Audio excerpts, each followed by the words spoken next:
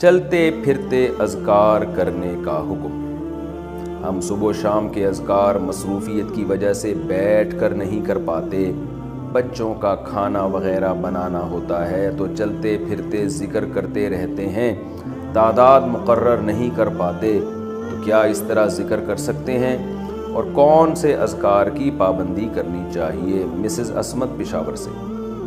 بالکل جائز ہے، قرآن تو کیا کہتا ہے، یذکرون اللہ قیاما وقعودا وعلی جنوبہم، ہمارے نیک بندے ہر وقت اللہ کا ذکر کرتے ہیں، کھڑے ہوئے بھی، بیٹھے ہوئے بھی، لیٹے ہوئے بھی، تو سب طرح سے ذکر کرنا جائز ہے، تو آپ جیسے چاہیں ذکر کریں۔ البتہ بہتر یہ ہے کہ کچھ ٹائم توجہ کے ساتھ بھی ذکر کرنا چاہیے۔ جیسے صبح صبح آپ کو بچوں کو تیار کرنا ہے، ناشتہ بنانا ہے، تو ٹھیک ہے اس دوران کر لیں، لیکن جب بچے اسکول چلے گئے، آپ فارغ ہو گئی ہیں، تو آپ تمیز سے مصلی پہ بیٹھیں اور کچھ اللہ اللہ کر لیں توجہ کے ساتھ، ترجمہ مفہوم سوچ کے، تو اس کا دل پہ بہت اچھا اثر پڑتا ہے، اس میں بہت زیادہ ثواب ہے۔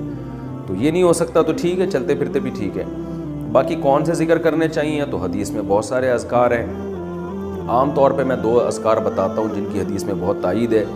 ایک تو ہے تیسرا کلمہ سبحان اللہ والحمد للہ ولا الہ الا اللہ واللہ اکبر۔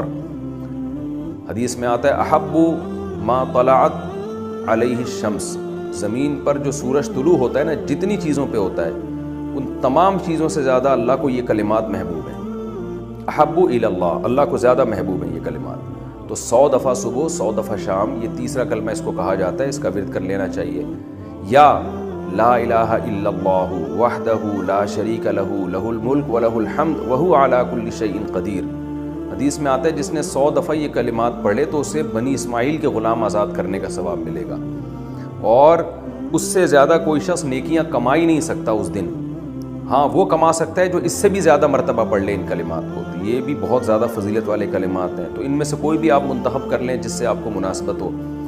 اور ایک تسبیح استغفار کی، استغفر اللہ ربی من کل ذنب واتوب الیہ، یہ ترجمہ مفہوم سوچ کے کہ میں اللہ سے پناہ مانگتا ہوں یا پناہ مانگتی ہوں، اور میں اللہ کی طرف رجوع کرتا ہوں یا کرتی ہوں ان تمام گناہوں سے جو میں نے کیے، تو یہ بھی۔ اور ایک تسبیح درود شریف کی پڑھنی چاہیے جو نماز میں ہم پڑھتے ہیں، یا یہ کہ مختصر کر لیں صلی اللہم وبارک وسلم علی عبدک ورسولک محمد وعلی آلہ وصحبہ اجمعین، یہ مختصر درود ہے، یہ 100 دفعہ صبح 100 دفعہ شام پڑھ لیں۔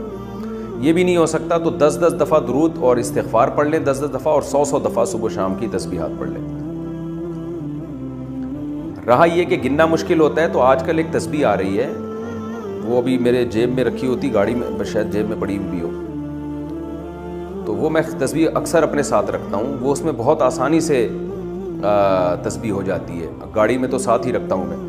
تو اس میں کیا ہے کہ وہ جو ہے نا دانے کی طرح بھی ہے اور دھاگا بھی نہیں ہے اس میں لمبا، یہ جو لمبی دانے والی تسبیح اس کو سنبھالنا آج کل مشکل ہوتا ہے، ذرا سا آپ نے غفلت کی تو وہ دانے دائیں بائیں ہو گئے۔